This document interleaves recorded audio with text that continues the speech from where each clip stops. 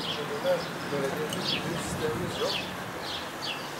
Ben sana sana söyleyeyim. Onu da bir olursa bir sana gelmiş yaptırsınlar. Belediye geliyor mu burada?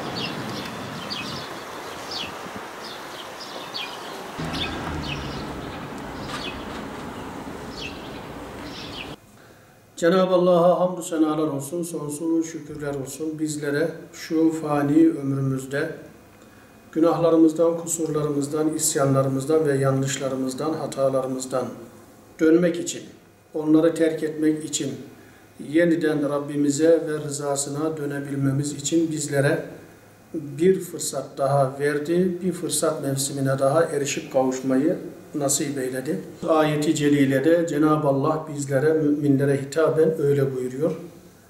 Ey müminler! Sizden önceki ümmetlere ve milletlere de farz kılındığı gibi oruç size de farz kılındı. Ta ki sakınırsınız, ta ki korunursunuz, ta ki sorumluluk bilincinizi kazanırsınız, ta ki takvaya erişesiniz diye sizden öncekilere oruç farz kılındığı gibi ey müminler sizlere de oruç farz kılındı buyurmak suretiyle Cenab-ı Allah bizlere orucun en önemli sebebi hikmetini de bu ayeti celilede öğretmiş oluyor. Oruç Cenab-ı Allah tarafından bizleri kıvama sokmak için, bizleri Cenab-ı Allah'ın razı olduğu kullar haline getirmek için, bizleri Peygamber Efendimiz Aleyhissalatu Vesselam'ın sünnet-i seniyyesini yaşayan örnek ve model Müslümanlar haline gelmemiz için orucu farz kıldığını Cenab-ı Allah bizlere buyuruyor. لَعَلَّكُمْ تَتَّقُونَ Umulur ki sorumluluk bilincine erişirsiniz, kavuşursunuz. Onun için aziz ve muhterem kardeşlerim, gerçekten çok farklı bir zaman dilimine, çok ayrı bir zaman dilimine dedelerimizin, atalarımızın her daim söyledikleri gibi 11 ayın sultanı diye nitelendirdikleri gerçekten şehr-i sultan, sultan ayına inşallah adım atmak üzereyiz. İnşallah Cenab-ı Allah ruhuna ve şanına uygun bir şekilde bu mübarek ayı icra etmeyi, ihya etmeyi bizlere nasip eyler. Peygamber Efendimiz Aleyhissalatu Vesselam men sâme ramadâne îmânen ve ihtisâben gufira lehu mâ tegaddeme min zenbihi ve mâ teahhar. Her kim inanarak sevabını ve mükafatını da yalnızca Allah'tan umarak oruç tutarsa Allah onun geçmiş ve gelecek bütün günahlarını affeder, bağışlar diye müjdelemektedir. Peygamber Efendimiz Aleyhissalatu Vesselam yine bir başka hadisi şeriflerinde Ramazan-ı Şerif ayını bizlere anlatırken öyle buyuruyor. Ya eyyühennâs kad azallekum şehrun azimun mübarekun. Ey insanlar! Şaban ayının son günü akşama doğru Allah Resulü bir hutbe irad ediyor ve o hutbesinde öyle diyor. Ey insanlar! Şu anda gerçekten şehrun azimun mübarekun, yüce, muazzam ve muhteşem ve bereketle dolu mübarek bir ay sizi gölgesi altına almaya başladı buyurmak suretiyle bu Ramazan-ı Şerif ayının farklı bir konumunun olduğunu, farklı bir durumunun olduğunu ve farklı bir şekilde değerlendirilmesi ve ihya edilmesi gerektiğini bize vurguluyor ve öğretiyor. Sevgili dostlar, burada Allah Resulü Aleyhissalatu Vesselam'ın Ramazan-ı Şerif'i anlattığı o kadar çok hadisi şerif var ki, yani dedik ya mutlaka değerlendirmemiz gerekir. Mutlaka gafletten uzak bir şekilde geçirmemiz lazım. İzâ câe Ramazan futtihat ebvâbul cenneh ve vulligat ebvâbun nâr ve suffideti şeyatîn buyuruyor. Ramazan-ı Şerif öyle bir ay ki geldiği zaman cennetin kapıları ardına kadar açılır. Geldiği zaman cehennemin kapılarına kilitler vurulur ve geldiği zaman azgın şeytanlar zincirlere vurulur. Yani tabiri caizse eğer manasına ve şuuruna erersek Ramazan-ı Şerif ayımızda sanki cennette gezer gibi, cennetin yamaçlarında cevelan eder gibi gezeceğiz. Çünkü Cenab-ı Allah cennetin kapılarını ardına kadar açmış. Cehennemin kapılarını kapatmış. Bize her türlü yanlışı, hataları, günahları yaptıran, yapmamıza vesile ve vasıta olan şeytanları zincirlere vurmuş. Adeta meydan bize kalmış. Adeta Cenab-ı Allah haydi ey kulum meydan senindir. Bana ulaşmak için, bana vasıl olmak için, rızamı kazanmak için, cennetimi kazanmak için ne yapacaksan yap der gibi Cenab-ı Allah adeta bize nida edecek. Ve ay yine diyoruz ya bu ay anlatmakla bitmez. Evveluhu rahmeh. Evvelinde rahmet. Yani ilk 1/3. İlk 10 gününde Cenab-ı Allah'ın rahmeti üzerimize bu geçen haftalarda yaşadığımız o sağanak, bereketli yağmurlar gibi üzerimize Cenab-ı Allah'ın rahmeti yağacak. Ve evsatuhu mağfirah. İkinci 10'da Cenab-ı Allah ortası mağfiret, Allah'ın affı, mağfireti, bağışlaması yağacak. Ve ahiruhu itkum minen nar. Sonunda içinde Kadir gecesinin de olduğu o son 10 gününde de inşallah cehennemden kurtuluş, beraatlarımızı Rabbimizin elimize vereceği zaman dilimi. Oruçlar tutacağız. İmsakla başlayıp iftara kadar yemeden, içmeden, eşlerimizle beraber olmadan imtina edeceğiz, uzak duracağız ve oruçlar tutacağız midemizle beraber. Ancak orucun oruç olabilmesi için biz oruçlarımızı yalnızca midemize yüklemeyeceğiz. Oruçlarımızla beraber tabiri caizse bütün bir azay-ı carihalarımızda oruç tutacak. Yani yalnızca midelerimizin değil, gözlerimizin de orucu olacak. Kulaklarımızın da orucu olacak. Dillerimizin de orucu olacak. Ellerimizin de orucu olacak. Ayaklarımızın da orucu olacak. Ayaklarımızın orucu olacak. Harama ve Allah'ın razı olmadığı mekanlara, makamlara ve iklimlere yürümeyeceğiz. Ellerimizin orucu olacak. Ellerimiz harama erişmeyecek, ulaşmayacak, uzanmayacak. Gözlerimizin orucu olacak. Gözlerimiz harama bakmayacak, haramı görmeyecek. Kulaklarımızın orucu olacak.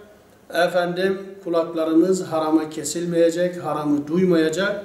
Hepsinden önemlisi dillerimizin orucu olacak. Dillerimiz yalan söylemeyecek. Dillerimiz gıybet etmeyecek. Dillerimiz iftira etmeyecek.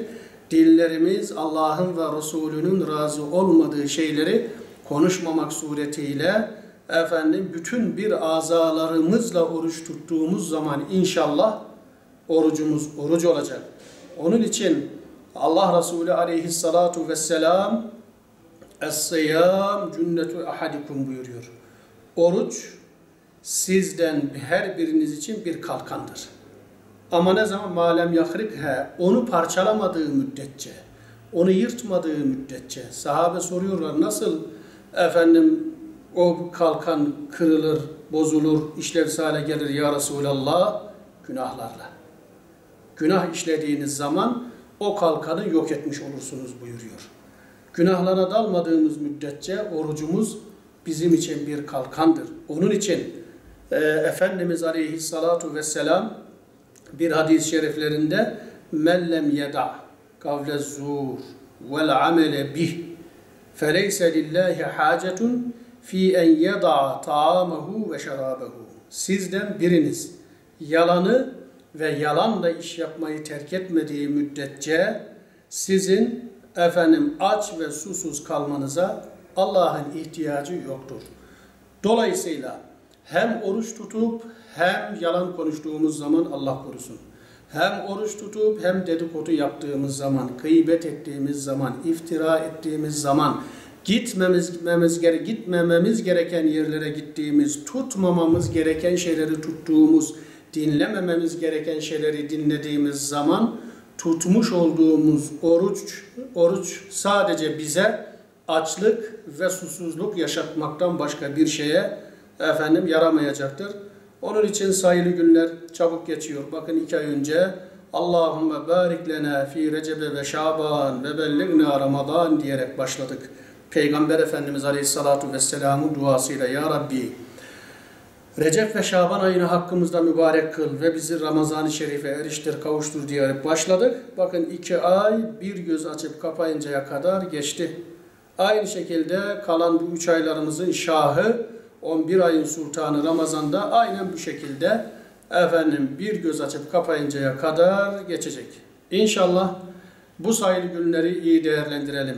Fakir fukarayı, yetimi, öksüzü, kimsesizlerin kimsesi olarak, çaresizlerin çaresi olarak, sahipsizlerin sahibi olarak, yemeye, ekmek, içmeye suyu olmayanları koruyup, kollayıp, arayıp, bulup, onlara yardımcı olarak, üzerimizde bir de pandemi bu salgın belasıyla beraber, muhtaç kardeşlerimizin, ihtiyaç sahibi kardeşlerimizin, sayısı da azımsanmayacak kadar çok, onları da arayarak, bularak, çünkü o oruçtan asıl maksat ve gaye açları, susuzları, muhtaçları hatırlamaktır.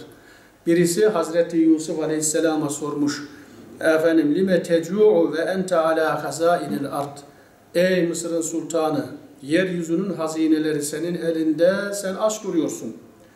Oruç tuttuğu zaman, oruç tutarken öyle derlermiş. Hani ayet-i celilede buyurdu ya, sizden öncekilere farz kılındığı gibi oruç size de farz kılındı. Onlarda da vardı. Yusuf Aleyhisselam'ın hem de hazinelerden sorumlu birisi olarak aç durup oruç tuttuğunu görünce bir tanesi böyle soruyor. Sen yeryüzünün hazinelerinin sahibisin, aç duruyorsun diye sordukları zaman diyor ki فَقَالْ اَخْشَى اِنْ اَنَ شَبَعْتُ اَنْ اَنْسَ الْجَائِعَ. Ben sürekli tok olursam açların halinden anlamam diye korkuyorum da onun için. Açların halini, kimsesizlerin halini, fakir fukaranın halini unutmamak için oruç tutuyorum buyurmak suretiyle orucun da bir sebebi hikmetini daha bize öğretiyor. Bu salgın münasebetiyle geçen yıl olduğu gibi yapacak bir şey yok.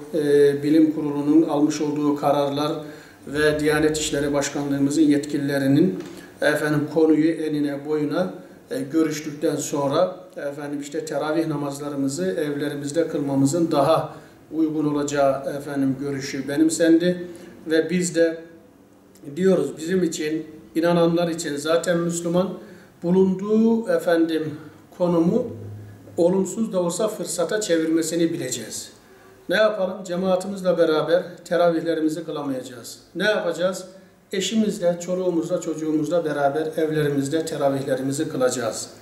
İnşallah yine evlerimizde hatimler, mukabeleler, evimizde kim Kur'an-ı Kerim okumayı biliyorsa o okuyarak, diğerleri dinleyerek, çocuklarımızdan birisinin eline de Kur'an-ı Kerim'in bir manasını, mealini verip, okumuş olduğumuz o cüzün manasını da çocuklarımızdan birisi veya biz kendimiz okuyup, çocuklarımızın dinlemesi şeklinde, en azından Peygamber Efendimiz Aleyhissalatu Vesselam'ın hayatını anlatan bir eseri çocuklarımızla bitirerek Peygamber Efendimizin hadislerinden müteşekkil kitaplardan birisini Ramazan-ı Şerif boyunca okuyup müzakeresini yapmak suretiyle her zaman söylediğimiz gibi bu pandeminin başladığı ilk günden beri biz de evlerimizi bir mektep, bir medrese ve bir üniversiteye çevirmenin yollarını, imkanlarını arayacağız ve inşallah buluruz da ve bu şekilde inşallah ne yapalım? Dualarımızla, niyazlarımızla, mukabelelerimizle, gündüz saatlerinde camilerimiz zaten açık. Sabah, öğle, akşam, yatsı camilerimizde mukabeleler okunacak. Maske, mesafe ve temizlik kurallarına, hijyen kurallarına riayet ederek kardeşlerimiz camilerimize gelip namazlarını eda edebilirler, vakit namazlarını. Orada okunan mukabeleyi, mesafeye dikkat ederek dinleyebilirler. İnşallah Cenab-ı Allah'tan duamız pandemiyle geçirdiğimiz son Ramazan olması. İnşallah inananların ve müminlerin en kısa zamanda hayırlı, huzurlu, mutlu günlere ulaşıp kavuşmalarına bu Ramazan inşallah vesile olsun. Cenab-ı Allah Ramazan-ı Şerif'ten ayrılmadan önce şu salgını üzerimizden ref'ü izale eylesin diyorum ve bütün müminlerin Ramazan-ı Şerifini canı gönülden tebrik ediyor.